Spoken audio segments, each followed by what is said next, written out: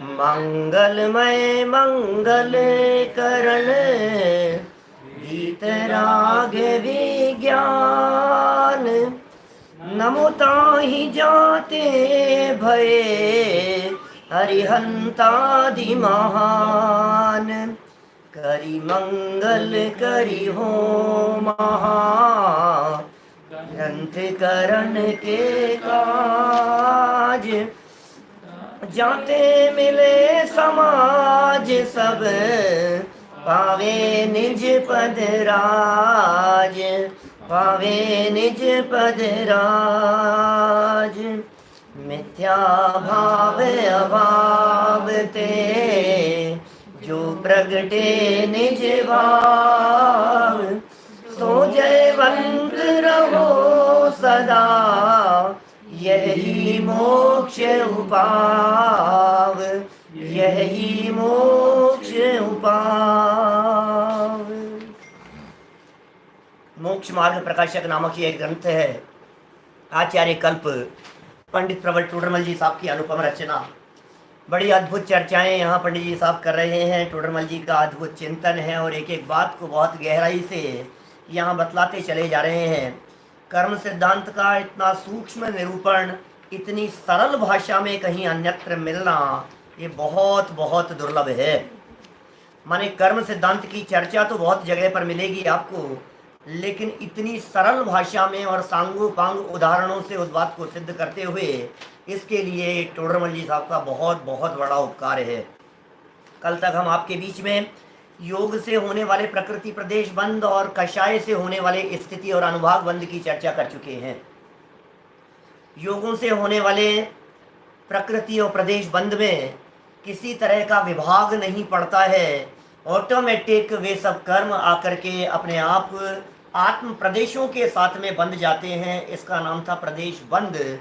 और प्रकृतियों में कन्वर्ट हो जाते हैं, इसका नाम था प्रकृति बंद। कषायों के निमित्त से उन्हीं कर्मों का एक टाइम पीरियड निश्चित हो जाता है, उसका नाम स्थिति बंद कहा।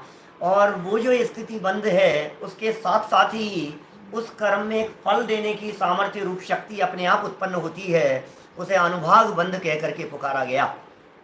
इनके संबंध में होने वाले नियमों की चर्चा पंडित जी साहब ने यहाँ बहुत सुंदर ढंग से की है। अब यहाँ नया प्रश्न एक उठाया है। देखो, यद्यपि पीछे योग की चर्चा करते समय उन्होंने शुभ योग अशुभ योग की बात कही और एक मिश्र योग की चर्चा भी की। जिनागम में यदि सूक्ष्म कर्णानुयोग की विवक्षा से देखा जाए तो एक समय में एक ही योग होता है, मिश्र योग की स्थिति नहीं बनती है। लेकिन यहाँ स्थूल विवक्षा में हमने जिस तरह के उदाहरण दिए हैं उस तरह की बातें वहाँ लागू कर लेनी चाहिए। कर्मों को कौन बताता है किसको बंधना है? कर्मों को कौन बताता है कि कैसा बंधना है? कर्म की ये व्यवस्था कर कौन रहा है? कोई ऐसा सुपर पावर ईश्वर तो कंट्रोल करने वाला है नहीं।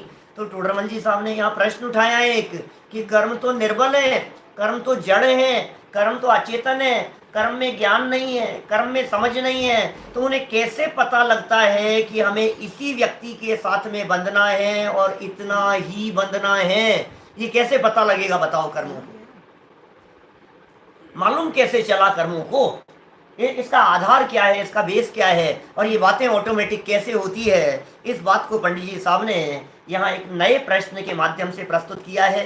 पेज नंबर 28 पर हम इस प्रकरण को आगे शुरू करेंगे। उससे पहले किसी तरह की कोई जिज्ञासा आपके चित्त में हो तो आप अवश्य बतलाएं।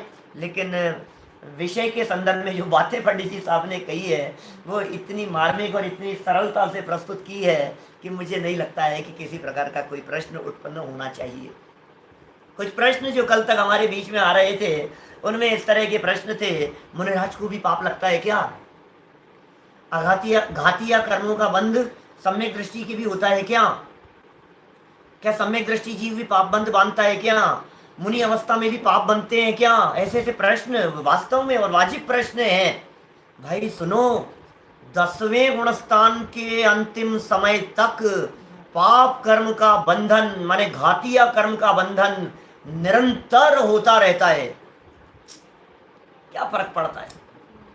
एक व्यवस्थित नियम बतलाया है जिनागम में, उस नियम के तहत प्रकृति और प्रदेश बंध तो होता ही रहेगा ना, और सर्व प्रकृतियों का होता है। घाती या कर्म में तो कोई विभाजन ही नहीं है। चाहे सम्यक दृष्टि ज्ञानी जीव हो, चाहे मिथ्या दृष्टि जीव हो, चाहे चौथे गुण स्थान से ऊपर वाले, पंचम गुण स्थान वाले हो, छठे सातवें गुण स्थान वाले हो, सभी जीवों के घातिया कर्मों की उनके गुणस्थान के प्रमाण में कर्म प्रकृतियों का बंधन नियम से होता ही होता है।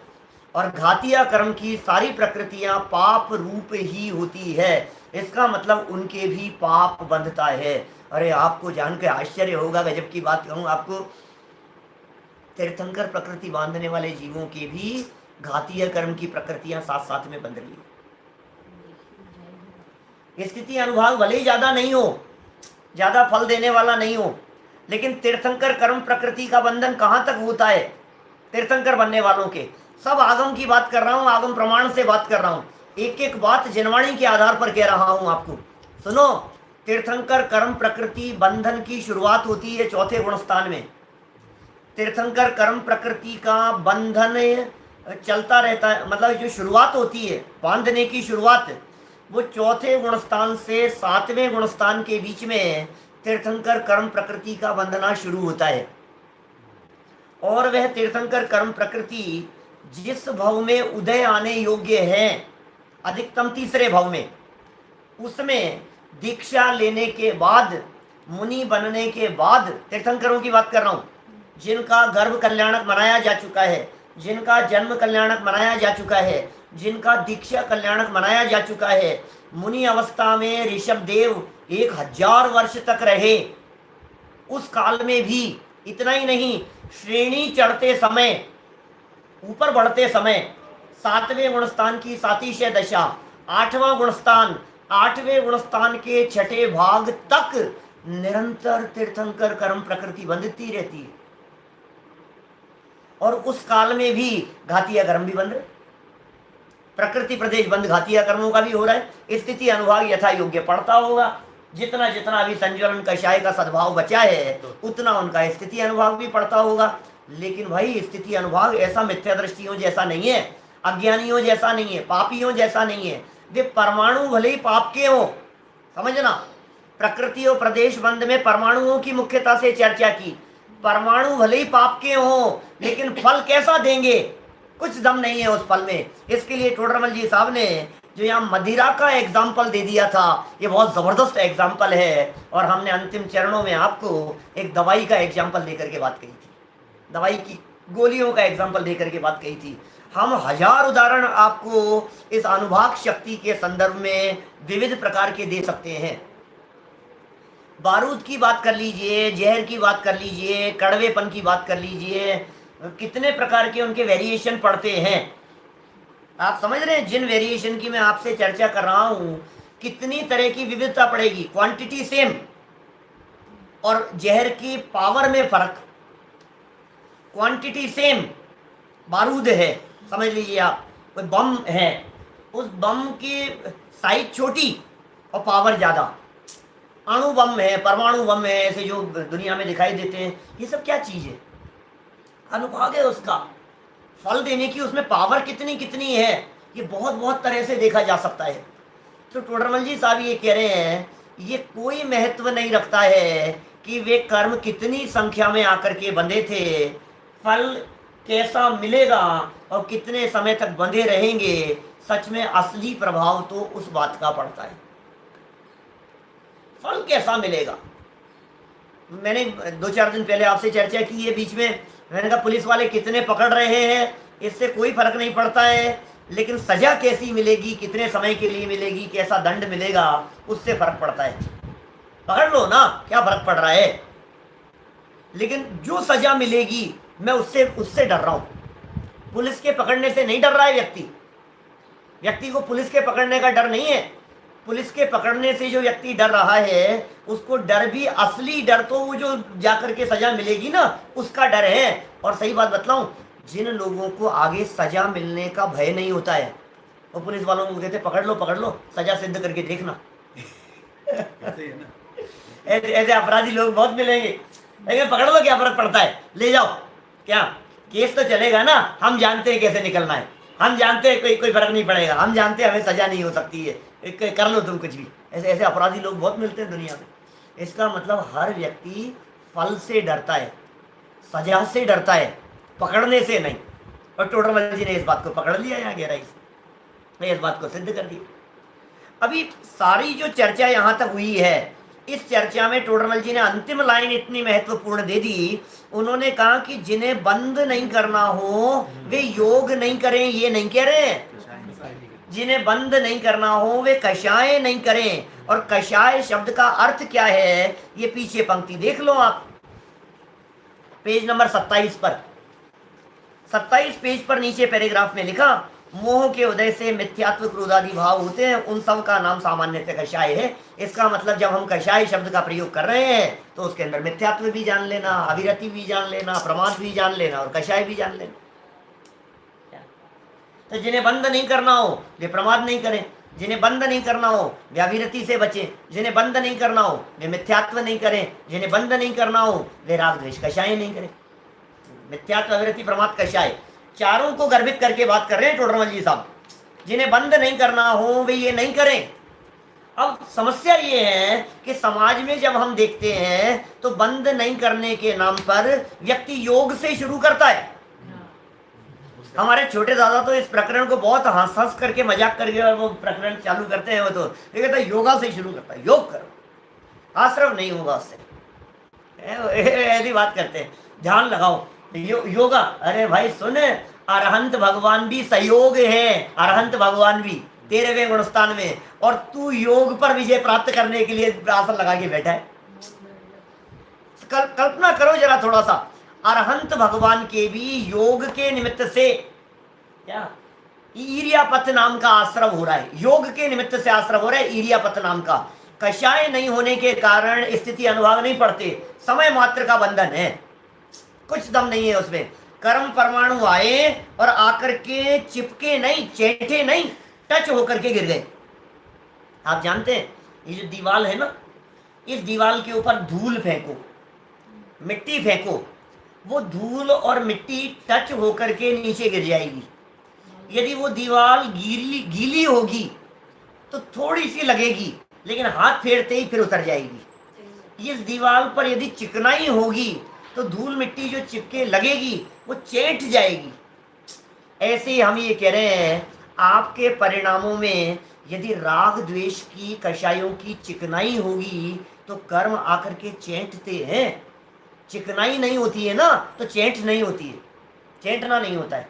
आपने कभी धोबी घाट पर धोबियों को कपड़े धोते हुए देखा और सुखाते हुए देखा?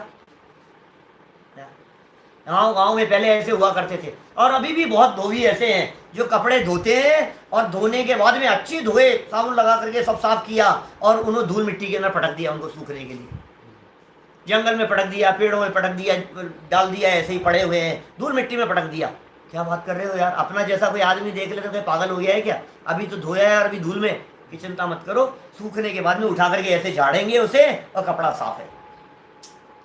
माने वो कपड़े के ऊपर, गीले कपड़े के ऊपर जो मिट्टी लगेगी वो झाड़ने से उतर जाएगी, और हमने जो धोया है वो उसकी चिकनाई को धोया है। वो जानते हैं इस चीज को धोबी लोग, और हम इस चीज को नहीं समझ पा रहे हैं। और टोडरमल जी ने इस चीज को सिद्ध कर दिया यहाँ, तेरे राग की चिकनाई वो ज्यादा महत्वपूर्ण है, उससे बच, कषाय की चिकनाई से बच, मिथ्यात्व की चिकनाई से बच, ये मूल बंध का कारण है, इसमें सावधान रहे तू। ये टोडरमल जी साहब ने कह दिया। अब प्रश्न जो उठाया है मैं उसकी चर्चा कर रहा हूं आपके बीच में। मार्मिक बिंदु है, ज्ञानहीन, ज्ञान नहीं है, हीन, ज्ञान है ही नहीं, ज्ञान से रहित है, ऐसे जड़ पुद्गल परमाणुओं का यथा योग्य प्रकृति रूप परिणमन कैसे, ये ऑटोमेटिक कर्मों की व्यवस्था कैसे चल रही है? कोई तो चलाने वाला होगा, हमें ये बात समझ में नहीं आ रही है। भाई साहब एक बात बतलाओ, कितने कर्म आएंगे, कितने बंधेंगे? समय प्रबद्ध ही आएंगे, उससे कम नहीं आएंगे, उससे ज्यादा नहीं आएंगे। कौन कर रहा है इस व्यवस्था को? जो कर्म परमाणु आएंगे वे कर्म परमाणु कितने ज्ञानावरणी में जाएंगे, कितने दर्शनावरणी में जाएंगे, कितने मोहनीय में जाएंगे? ये प्रकृति बंध का ऑटोमेटिक बंटवारा है ना। कौन कर रहा है इस ऑटोमेटिक बंटवारे को? बिल्कुल निश्चित विधान कहाँ है हमारे यहाँ जनागम में?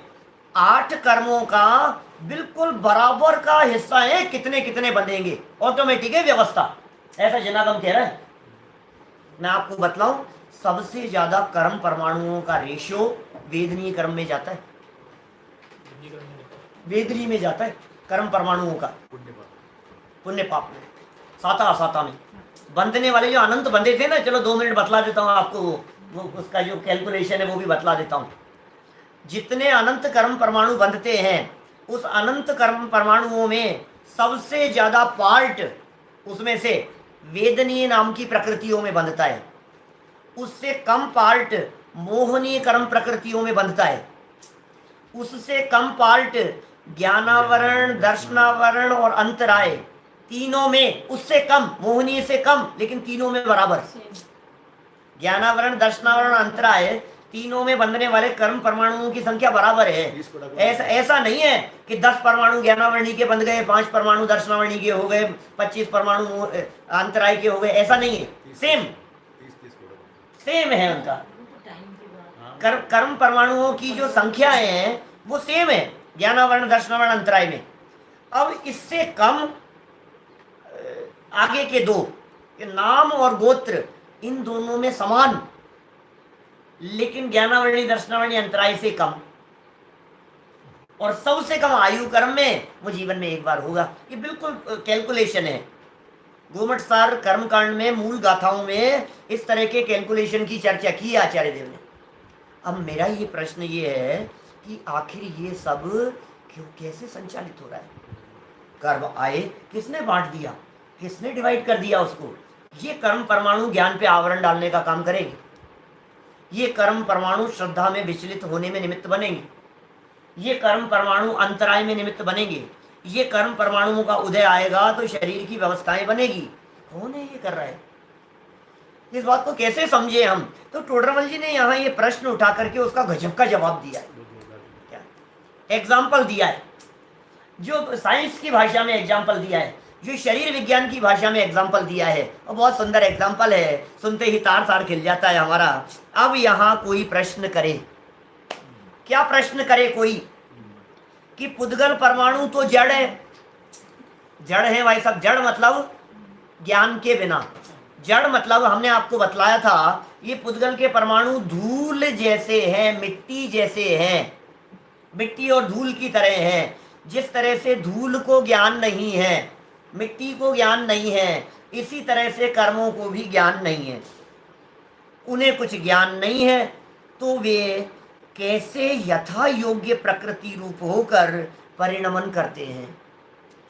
क्या भाई साहब, यथा योग्य परिणमन कैसे कर रहे हैं? और बिल्कुल गड़बड़ नहीं। देखो आप, प्रकृति की इस ऑटोमेटिक कर्म व्यवस्था में कहीं गड़बड़ी नहीं है। कर्मों की इस व्यवस्था में रिश्वत नहीं चलती, कर्म की इस व्यवस्था में बेईमानी नहीं होती, कर्म की इस व्यवस्था के अंदर सिफारिश नहीं चलती किसी की, कर्म की इस ऑटोमेटिक व्यवस्था के अंदर कहीं किसी का हस्तक्षेप नहीं होता, कर्म की इस ऑटोमेटिक व्यवस्था के अंदर कहीं एंट्री इधर की उधर हो जाए, ऐसा नहीं होता। बोलो, आपके कंप्यूटर फेल हो जाते हैं, कंप्यूटर में वायरस आ जाता है, इनमें वायरस नहीं आता। ये कैसे कर रहे हैं ये सब? मैं कभी कभी कहता हूं, ये ऐसे कैमरे लगे हुए हैं, सुपर कैमरे लगे हुए हैं कर्मों के, जो हमारे परिणामों की मॉनिटरिंग कर रहे हैं, हमारे परिणामों को मॉनिटर कर रहे हैं। और आपने जैसे जैसे परिणाम किए उसके अनुसार वो कर्म तुरंत आकर के बांध रहे हैं, तुरंत आकर के बांध रहे हैं। और इतना कैलकुलेशन परफेक्ट है कि आपके इस दुनिया के सारे कंप्यूटर मिलकर के भी इतना परफेक्ट कैलकुलेशन नहीं कर सकते। ये नहीं हो सकता। कैसे कर रहे हैं? प्रश्न तो है हमारा। जब ज्ञान नहीं है तो आखिर ये व्यवस्था कैसे हो रही है? और हमने हमारी सारी की सारी जो है बागडोर इन कर्मों के हाथ में सौंप दी, जिनको ज्ञान नहीं है। भाई साहब सुनो, ये ज्ञान नहीं है ना, डेढ़ अकल नहीं है, वही व्यक्ति सही काम कर सकता है। आपको यदि अपने यहाँ नौकर रखना हो तो मंद बुद्धि रखना। ज्यादा अकलवान को आपने अपने यहाँ नौकर रख लिया तो वो तुम्हारी टांग खींचता रहेगा, रोजाना तुम्हारे सर दर्द करेगा। नहीं भाऊ जी, ऐसा नहीं है, ऐसा ऐसा नहीं ऐसा, कि सुन, हम जो निर्देशन दे रहे हैं वो काम करना है तुझे, हमारे निर्देशन में काम करने वाला हूं ना, हम कहें ऐसा तो वैसा। हम कहें ऐसा तो ऐसा, तो ना समझ ज़्यादा अच्छा है। माने ये जो कर्म है ये ना समझ है, अकल नहीं लगाते हैं, ये ज़्यादा अच्छे हैं। इनको तो बिल्कुल ऑटोमेटिक है। दादा ने एक क्रमबद्ध पर्याय नामक पुस्तक में अंत में एक बहुत सुंदर एग्जाम्पल दिया ऑटोमेटिक मशीन का। कौन सी व्यवस्था अच्छी है दुनिया में? स्वसंचालित व्यवस्था सर्वोत्तम व्यवस्था है। जहां कोई दूसरा करने धरने वाला हो वो व्यवस्था अच्छी नहीं हो सकती है। अरे ईश्वर कर्तृत्व की व्यवस्था दुनिया में अच्छी व्यवस्था नहीं है। क्योंकि भगवान के पास जाकर के थोड़ा सा प्रसाद चढ़ा देता है, थोड़ी रिश्वत दे देता है उनको, थोड़ी सी कुछ कह देता है, भगवान तुम्हारा मंदिर बना दूंगा, तुम्हारे छत्र चढ़ा दूंगा, तुम्हारे चोला चढ़ा दूंगा, तुम्हारे ये कर दूंगा, तुम्हारा वो कर दूंगा, हे भगवान मेरा उपकार कर दो। और भगवान उसके ऊपर कृपा दृष्टि होकर के हाथ से फूल गिर जाता है ऐसे आशीर्वाद वालों के। अब वो समझते हैं हाँ हाँ कल्याण हो गया भैया हमारा, तो भगवान का आशीर्वाद मिल गया, या भला हो जाता है। अब हम आपसे पूछते हैं, ऐसा लिखा बहुत सुंदर किसकी पंक्तियां हैं, अरे ईश्वर तू क्या कर सकता है इंसाफ, जो प्रार्थना की रिश्वत ले कर देता है माफ। क्या मैं कभी कभी ईश्वर कर्तृत्व की इस मान्यता को जब निषेध करता हूं और उसके ऊपर चोट मारता हूं, तो मैं एक सिंपल सा एग्जाम्पल देकर के बात करता हूं। शरीर राह किसी व्यक्ति की हत्या हो जाए, ध्यान देना क्या कह रहा हूं। सड़क चलते यदि किसी व्यक्ति की हत्या हो जाए और उस हत्या के 100, 200, 50, 500 लोग चश्मदीद गवाह हैं, बोलो उस हत्यारे को सजा मिलेगी कि नहीं मिलेगी? हिंदुस्तान की बात कर रहा हूं, भारत की बात कर रहा हूं, यहाँ की कानून व्यवस्था की बात कर रहा हूं।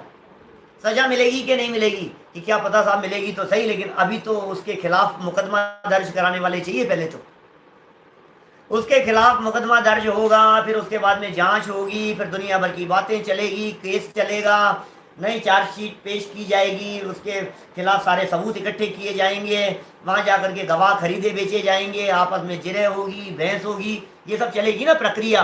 हो सकता है महीनों और सालों भी निकल जाए। और इस सारी प्रक्रिया के होने के बाद आज वो दिन आ गया जो फैसले का दिन है। मजिस्ट्रेट सामने बैठे हुए हैं, पब्लिक सामने बैठी हुई है, और उस व्यक्ति के खिलाफ जो इल्जाम लगाया गया है मजिस्ट्रेट साहब सजा सुनाने वाले हैं। समझना परिस्थिति को मैं क्या कह रहा हूं। क्या इस परिस्थिति में अब यदि वो मजिस्ट्रेट साहब फैसला सुनाते समय उस व्यक्ति को बाइज्जत बरी कर देते हैं, तो मैं आपसे पूछ रहा हूं आपका क्या कहना है भाई साहब? बोलो आपका क्या कहना है, बोलो क्या कहोगे? नहीं आपका, आपके मन में क्या भाव आ रहे हैं ये तो बताओ। पब्लिक के मन में क्या भाव आएंगे? बिक गया साला, बेईमान, पैसे खा गया, हमने अपनी आंखों से देखा है इसको हत्या करते हुए, क्या सबूत की बात करते हैं आप? पर कुछ ना कुछ जरूर कुछ ना कुछ गड़बड़ की है, उसके ऊपर उंगलियां उठेगी, उसके ऊपर इल्जाम लगाया जाएगा। मजिस्ट्रेट भी सावधान रहते हैं, ऐसे पब्लिक में हत्या हुई हो उससे कहते हैं भाई साहब मैं कैसे कर सकता हूँ, छिप करके कहीं हुआ होता तो मैं फैसला बदल देता, मैं बहुत मुश्किल है। और यदि वो बदल देता है तो लोग उसको बेईमान कहेंगे ना। हम यही आपको कह रहे हैं, जिस व्यक्ति ने हत्या की है, जिस व्यक्ति ने क्रोध किया है, जिस व्यक्ति ने कषाय की है, जिस व्यक्ति ने बेईमानी की है, जिस व्यक्ति ने अनीति अन्याय किया है, अरे दुनिया उसे माफ करे चाहे न करे, जो भी स्थिति हो, यदि ये कोई ईश्वर उन्हें माफ कर देता है तो वो ईश्वर भी उस बेईमान मजिस्ट्रेट के समान बेईमान है। बोलो ये ईश्वर व्यवस्था के अंदर इस गड़बड़ी होने की संभावना है ही बिल्कुल। ऑटोमेटिक व्यवस्था में ऐसा कुछ नहीं हो सकता है। जहां कोई व्यक्ति संचालित करने वाला होगा वहां गड़बड़ी होने की संभावना बनी ही रहती है, कितना भी ईमानदार व्यवस्थापक क्यों नहीं हो। मैं एक एग्जाम्पल आपको देकर के बात को आगे बढ़ाना चाहता हूं। क्या एग्जाम्पल है उसके लिए? मशीन का, वजन तोलने वाली मशीन का। आप किसी ईमानदार व्यक्ति को जानते हो चाचा? बहुत ईमानदार व्यक्ति हो, इतना ईमानदार व्यक्ति चाहिए, हम रेलवे स्टेशन पर वजन तोलने की एक मशीन रखेंगे। क्या उस मशीन के ऊपर जितने व्यक्ति तुले हैं उस व्यक्ति से 1 रुपया लेना है? बहुत ईमानदार व्यक्ति चाहिए। जितने व्यक्ति मशीन पर तुलेंगे 1 रुपया चाहिए। बोलो शाम को वो व्यक्ति जो ईमानदार व्यक्ति है, क्या वो ईमानदारी से उतने ही पैसे देने वाला मिल सकता है आपको? आप कहेंगे साहब बहुत होंगे, क्या बात कर रहे हो, ऐसे कैसे नहीं हो सकते? बहुत ईमानदार हो सकते, जो जितने पैसे आएंगे उतने पैसे आपको इकट्ठे करके दे देगा। सुनो कितना भी ईमानदार क्यों नहीं हो, अपने दोस्त को तुल लेगा क्या और पैसे नहीं लेगा? आपके पास तो पैसे नहीं आएंगे। अपने रिश्तेदारों को तुल लेगा क्या और उनके पैसे नहीं डालेगा और आपको नहीं देगा। अरे और तो जाने दो, खुद तुलेगा क्या उसका भी 1 रुपया आपको देगा? नहीं देगा ना। अब मैं आपसे कहता हूं, उस व्यक्ति की जगह ऑटोमेटिक मशीन लगा दो वहां, तो क्या कोई व्यक्ति बिना उस मशीन में 1 रुपए का सिक्का डाले अपना वजन प्राप्त कर सकता है क्या? बोलो, नहीं कर सकता है। उस ऑटोमेटिक व्यवस्था में क्या होगा, जितने लोग उस मशीन पर खड़े होकर के अपना वजन प्राप्त करेंगे, नियम से उतने सिक्के उस मशीन की पेट में आपको मिलेंगे क्या? बोलो, ये व्यवस्था कितनी, ये जो ऑटोमेटिक वाली जो व्यवस्था है ना, इस व्यवस्था में गड़बड़ी होने की रंच मात्र संभावना नहीं है। व्यक्ति कितना भी ईमानदार क्यों नहीं हो, खुद तुल लिया। अब वो आप ये भी कह सकते हो कि साहब पैसे लिए ही नहीं है, देगा क्यों? आप उसकी ईमानदारी के ऊपर इल्जाम मत लगाओ। ईमानदार है वो व्यक्ति, बात ईमानदारी की नहीं है, बात ईमानदार है। पैसे जितने लिए हैं उतने दिए, 1 पैसे का भी गबन नहीं किया है, फेर फार नहीं किया है, लेकिन खुद तुल करके पैसे नहीं दिए ना क्या? जितने लोग तुले उतने तो पैसे नहीं आए ना।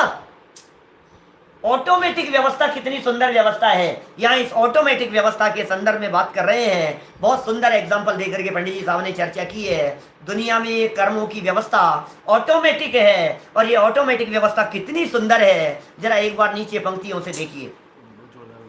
जैसे भूख होने पर, भूख लगी, भूख होने पर मुख द्वार द्वारा ग्रहण किया हुआ भोजन, भोजन पिंड, रोटी खाई आपने, 1 के 2 के 5 कोई फर्क नहीं पड़ता है, लेकिन मुंह के द्वार से जब रोटी अंदर गई तो जो पुद्गल का पिंड था, रोटी आदि जो पुद्गल के पिंड है, वो मांस, क्या बात कर रहे हो साहब, रोटी को मांस कह रहे हो, नॉनवेज नहीं, मांस ये आगे सुनो, मांस, शुक्र, शोणित, हड्डी, खून, मांस, मज्जा आदि सप्त धातु रूप परिणमित होता है। ऑटोमेटिक हो रहा है कि नहीं बतलाओ?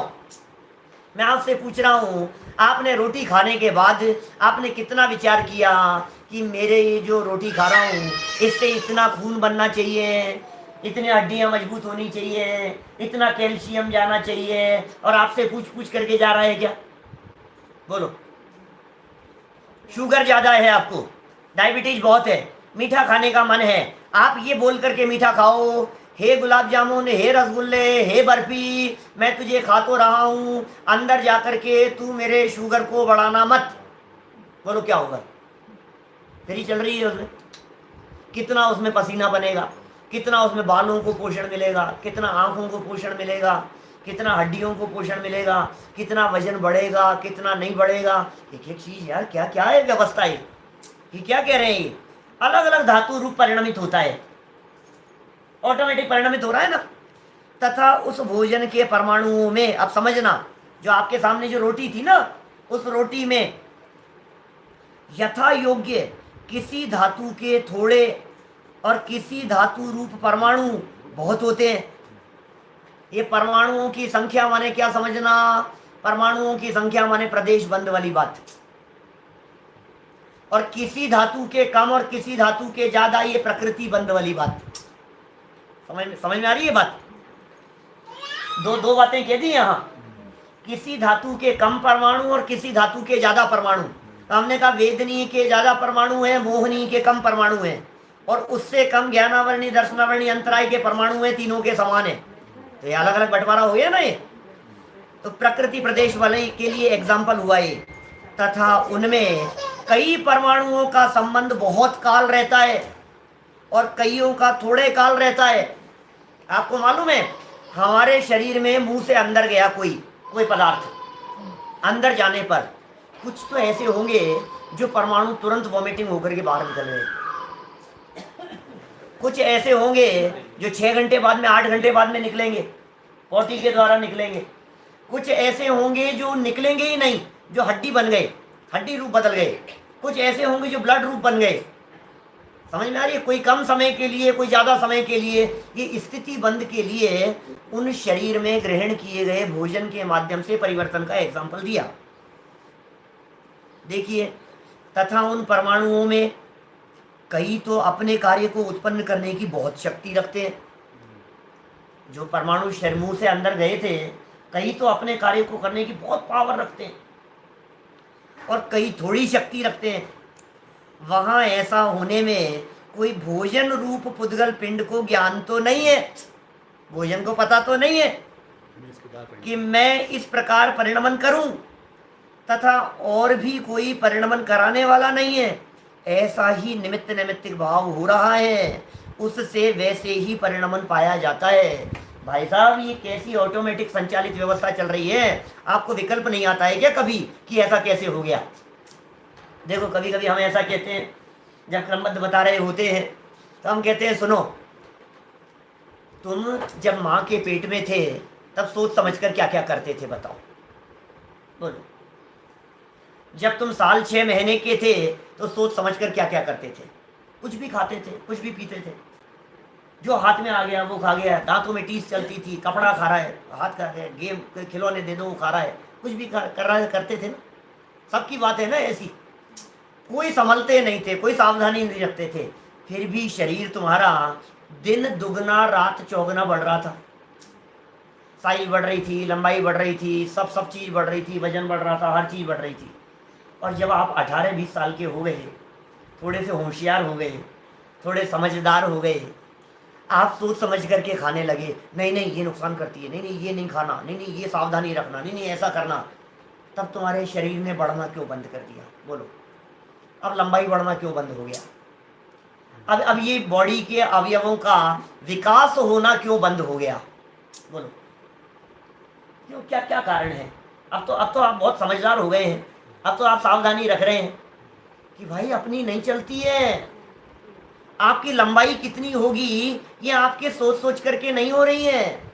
आप कितने गोरे होंगे, कितने काले होंगे, ये आपको सोच सोच करके नहीं हो रहा है। इसमें अपना परिणमन नहीं चलता है, अपनी व्यवस्थाएं नहीं चलती है।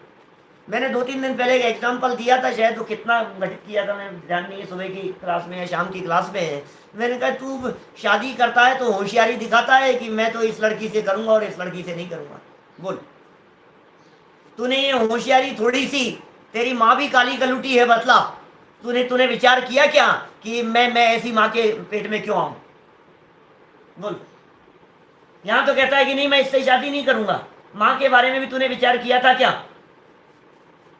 कि नहीं उसमें तो अपनी नहीं चलती है? साहब, उसमें हमारी क्या गलती है? उसमें तो पिताजी की गलती है कि उन्होंने उससे शादी क्यों की। हम तुझसे ये कह रहे हैं कि चल तेरे बच्चे होंगे, वो तो तू सोच समझ के करेगा ना कि गोरे होंगे, काले नहीं होंगे, इतने सुंदर होंगे, बदसूरत नहीं होंगे। वो तो तेरा है ना, उसमें तो तेरी चलेगी ना कि नहीं साहब उसमें भी हमारी नहीं चलती है। क्या करें, वो तो जैसे होंगे वैसे होंगे। अरे भाई, पूरी दुनिया की व्यवस्थाएं ऑटोमेटिक है, हम क्या बतलाएं? ये तुम्हारे को दुनिया की ऑटोमेटिक व्यवस्थाएं समझ में नहीं आती है, इसलिए तुम्हारे को स्थूल उदाहरण देकर के समझा रहे हैं।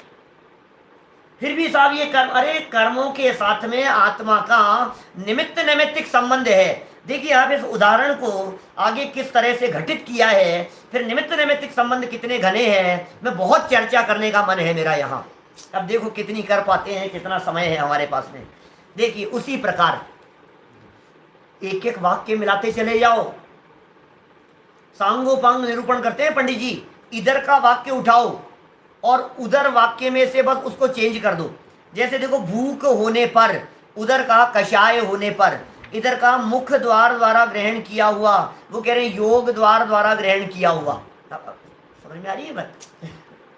एक लाइन टू लाइन आप उदाहरण ऊपर लिखो और एक एक लाइन के नीचे ऐसे कैसे लाइन लिखते चले जाओ। सिद्धांत के ऊपर कितना जबरदस्त घटित करते हैं।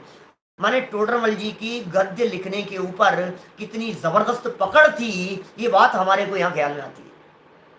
बोलो, कितना जबरदस्त गद्य। ये उस जमाने में लिखा है जिस जमाने में गद्य रचनाएं लिखी नहीं जाती थी, पद्य रचनाएं लिखी जाती थी। हिंदी साहित्य के इतिहास में 325 साल पहले टोडरमल जी द्वारा लिखा गया ये गद्य हिंदी साहित्य के इतिहास में इतना परिष्कृत गद्य गद्य ये पहली रचना है। बोलो, पहली रचना है टोडरमल जी। सिद्ध करते हैं लोग, रिसर्च करने वाले, सिद्ध करो आप, लेकिन वो जैनियों का इतना प्रभुत्व नहीं रहा ना बीच में, तो सब दूसरी दूसरी बातें आती है। लेकिन जैन रिसर्च करने वाले रिसर्च करके बतलाते हैं इस तरह की बात की ये ऐसा है। देखो, कषाय होने पर योग द्वार से ग्रहण किया, माने जो योग द्वार से ग्रहण किया था, असली काम है कषाय होने पर। कर्म वर्गणा रूप पुद्गल पिंड, ज्ञानावरण कर्म वर्गणा रूप पुद्गल पिंड, ये था प्रकृति बंध। समझ में आ रही है बात? कर्म वर्गणा रूप पुद्गल पिंड ये प्रकृति बंध था, प्रदेश बंध था, सॉरी प्रदेश बंध। ज्ञानावरणादि प्रकृति रूप परिणमित होता है, इसका नाम है प्रकृति बंध। तथा उन कर्म परमाणुओं में यथा योग्य किसी प्रकृति रूप थोड़े और किसी प्रकृति रूप बहुत परमाणु बंधते हैं। बताया मैंने अभी बंटवारा करके आपको। तथा उनमें कई परमाणुओं का संबंध बहुत काल तक, जैसी स्थिति बंद होगा, कौन सा परमाणु कितने समय बाद में उदय में आएगा, कौन सा परमाणु कितने लंबे समय बाद में उदय में आएगा, हमने जो ये कर्म किया है इसका फल कितने समय बाद में मिलेगा। बोलो, एक व्यक्ति ने हत्या की और तुरंत पुलिस पकड़ करके ले गई, और एक व्यक्ति ने हत्या, उसको सजा मिल गई, और एक व्यक्ति ने हत्या की और 20 साल बाद में वो पकड़ में आया, और एक व्यक्ति ने हत्या की और आधुनिक इस व्यवस्था के अंदर वो व्यक्ति कभी पकड़ में ही नहीं आया। ये तो कैसी कैसी व्यवस्थाएं दुनिया में बन रही है। तो टोडरमल जी साहब ये कह रहे हैं, कई परमाणुओं का संबंध बहुत काल और कईयों का थोड़े काल रहता है, बंधे हुए कर्म परमाणुओं का। तथा उन परमाणुओं में कई तो अपने कार्य को उत्पन्न करने की बहुत शक्ति रखते हैं, अनुभाग बहुत ज्यादा है, बंधे थोड़े से थे, फल बहुत जबरदस्त देंगे, और कई थोड़ी शक्ति रखते हैं, हुए वैसा का वैसा ही। वहां ऐसा होने में किसी कर्म वर्गणा रूप पुद्गल पिंड को ज्ञान तो है नहीं, कर्मों को ज्ञान तो है नहीं कि मैं इस प्रकार परिणमन करूं, तथा और भी कोई परिणमन कराने वाला नहीं है। कर्म को कौन बांध रहा है? कोई व्यक्ति ने आकर के हमारे ऊपर ऐसे कर्म फेंक दिए तो ज्यादा कर्म बंध गए, ऐसा ऐसा हो सकता है क्या? ऐसा तो नहीं हो सकता है। ऐसा ही निमित्त नैमित्तिक भाव बन रहा है, उससे वैसा ही परिणमन पाया जाता है। भाई साहब, अगला वाक्य पढ़ो। ऐसे तो लोक में निमित्त नैमित्तिक बहुत ही बन रहे हैं। क्या ये निमित्त नैमित्तिक संबंध है? जीव के भावों का निमित्त बना और कर्म परमाणु आकर के बंध गए। क्या जीव के भावों का निमित्त और कर्म परमाणुओं का बंध जाना, ये ऑटोमेटिक निमित्त नैमित्तिक व्यवस्था है, ऑटोमेटिक है, ये अपने आप ही हो रहा है। तुमने खाया और अंदर जाकर के अपने आप बट गया, कोई करने वाला नहीं है। हजारों निमित्त नैमित्तिक संबंध है इस प्रकार के। कर्ता कर्म नहीं है, ध्यान रखना, कर्ता कर्म संबंध नहीं है। कर्ता कर्म तो तब होता जब कर्म में ज्ञान होता और कर्म तुम्हारे को कर्ता होकर के बुद्धि पूर्वक बांधता, तब कर्ता कहते। निमित्त नैमित्तिक संबंध क्या होता है? ये टोडरमल जी साहब और एग्जाम्पल देकर के समझा रहे हैं। देखो जरा वाक्य पढ़ो आगे वाला।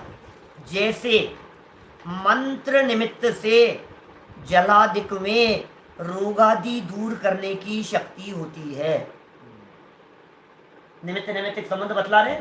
मंत्र पढ़ा, किसी जल में मंत्र पढ़ा और मंत्र पढ़ करके वो जल किसी व्यक्ति को दिया कि तुम इसको पी जाओ, तुम्हारी बीमारी ठीक हो जाएगी, और सामने वाले की बीमारी ठीक हो गई।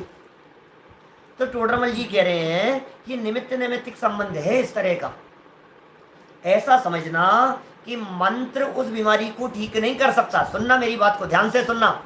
मंत्र उस बीमारी को ठीक नहीं कर सकता। जब बीमारी ठीक होने का काल आया तो उस समय मंत्र के निमित्त से जलादिक का वैसा परिणमन होता हुआ दिखाई दिया। काम होता है तो मंत्र को निमित्त कहा जाता है, काम नहीं हुआ तो मंत्र को निमित्त भी नहीं कहेंगे।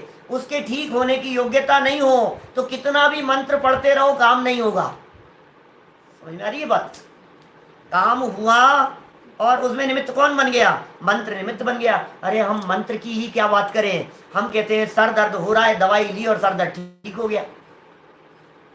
निमित्त नैमित्तिक संबंध है, गारंटी नहीं है कि आप दवाई लोगे और सर दर्द ठीक होगा ही होगा। यदि गारंटी हो, नियम हो इस तरह का, तब तो वो कर्ता कर्म हो जाए। ये तो घने हैं निमित्त नैमित्तिक संबंध, इतने घने निमित्त नैमित्तिक संबंध है भाई साहब। ये जो मोबाइल है ना आपके हाथ में, इस मोबाइल को उठाया और नंबर मिलाया 982904, ये नंबर मिलाया आपने, और ये नंबर मिलाते ही क्या हुआ, इस पूरे दुनिया भर के लोगों में से किसी एक व्यक्ति के पास में जाकर के ऑटोमेटिक वो नंबर मिल गया। ये क्या हुआ? ये ऑटोमेटिक व्यवस्था, आज की इस जनरेशन को ये ऑटोमेटिक व्यवस्थाएं समझाना कितना आसान हो गया है। कि क्या हो गया है, ये नंबर आपको नहीं मिल रहा है, गलती से आपको नहीं मिल रहा है, लगा रहा हूं इंडिया में, लग जाए अमेरिका में, ऐसा नहीं होगा। कौन कर रहा है? चाचा जी को नंबर मिलाया है तो मामा जी को नहीं मिला है, मामा जी को मिलाएंगे तो चाचा जी को ही मिलेगा, चाचा जी को नहीं मिलेगा। लेकिन कभी कभी ऐसा हो जाता है कि मिल जाता है। वो कैसे हो जाता है कि आपके हाथ से नंबर गलत डल जाता है, दब जाता है। तो बोलो आपने क्या मिलाना चाहा, लेकिन क्या मिला और कहां पहुंचा, ये कौन कर रहा है इस व्यवस्था को? ये ऑटोमेटिक व्यवस्था है। मुझे मालूम है बहुत सारे साइंस के स्टूडेंट सामने बैठे हुए सुन रहे होंगे, वो कहेंगे पंडित जी आपको पता नहीं है, ये फ्रीक्वेंसी है। ये तो सब साइंटिफिक है, ये पूरा ये फ्रीक्वेंसी है, बाकायदा यहाँ से वहां सैटेलाइट को संदेश जाता है, वहां से वहां जाता है, ये होता है सारा। वो साइंस जानने वाले सब लोग हमारे को समझा देंगे। तो सुनो भाई, यही तो हम कह रहे हैं आपको, ये तुम्हारे रागादि कषाय भावों की फ्रीक्वेंसी ऐसी मिलती है, उस फ्रीक्वेंसी से ऑटोमेटिक कर्म वर्गणाएं अपने आप बंध जाती है। समझ में आ रही है बात? तुम्हारी इस फ्रीक्वेंसी की बात तुम्हारे पकड़ में आ रही है, और ये कर्म फ्रीक्वेंसी की बात तुम्हारे पकड़ में नहीं आ रही है। लेकिन ये कर्म की फ्रीक्वेंसी वाली बात, ये ऑटोमेटिक बात है जो अपने आप सारी व्यवस्थाओं को संचालित करती हुई दिखाई दे रही है। कर्ता कर्म संबंध नहीं है, निमित्त नैमित्तिक संबंध है। इतने घने हैं निमित्त नैमित्तिक संबंध। रोटी बनाई, बाई ने रोटी बनाई, ये बनाने वाली और काम होने वाला निमित्त नैमित्तिक संबंध है। आप लोग रोटी बनाते हैं कि नहीं बनाते? बनाते हैं सब। नहीं बना सकते हैं, कर्ता नहीं है आप रोटी बनाने के। आप नहीं चाहते हुए भी आपकी रोटी फूल नहीं रही है, नहीं चाहते हुए भी ऐसा हो जाता है, नमक डबल डल जाता है, नमक डालने से रह जाता है, रोटी फूली नहीं है। किस साइज की बनेगी, किस शेप की बनेगी, कितनी वजन की बनेगी, कितनी सिकेगी, हर चीज स्वतंत्र है, हम निमित्त मात्र हैं उसमें। ऐसे निमित्त नैमित्तिक संबंध बन रहे हैं। मंत्रादिक के निमित्त से जलादिक में रोग दूर करने की शक्ति होती है, कोई दिक्कत नहीं है। इस तरह के मंत्र होते हैं बहुत सारे, जिन मंत्रों के निमित्त से जहर उतर जाता है, सर्प का जहर उतर जाता है। तथा कंकरी आदि में सर्पादिक रोकने की शक्ति होती है। सर्पादिक रुके तो कंकरी आदि को निमित्त कहा जाता है, और सर्प नहीं रुके तो निमित्त भी नहीं कहा जाता है। उसी प्रकार जीव भाव के निमित्त से, भावों का तो निमित्त, जीव के भावों का निमित्त, कषाय भावों का निमित्त, रागादि भावों का निमित्त, और पुद्गल परमाणुओं में ज्ञानावरणादि रूप शक्ति होती है। परमाणुओं में ऑटोमेटिक वैसी शक्ति हो गई, ऐसा देखा जाता है। कितने जो साइंटिस्ट लोग जो काम करते हैं, दवाइयाँ बनाते हैं, सब कुछ करते हैं, इतना मेहनत करते हैं, परिश्रम करते हैं, इस दवाई के अंदर इतना पावर डाल दो, इसमें इतना कर दो, ये सब करते हुए देखे जा रहे हैं, और फिर उसके निमित्त से वैसा ही होता हुआ दिखाई दे रहा है।